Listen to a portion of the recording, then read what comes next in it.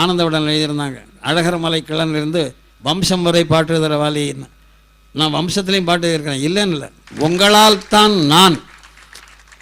நான் ஒரு பாட்டு எழுதினேன், 6.5 கோடி தமிழர்களில் அடியேனும் ஒருவன், ரஹ்மான் பாடியிருப்பான்.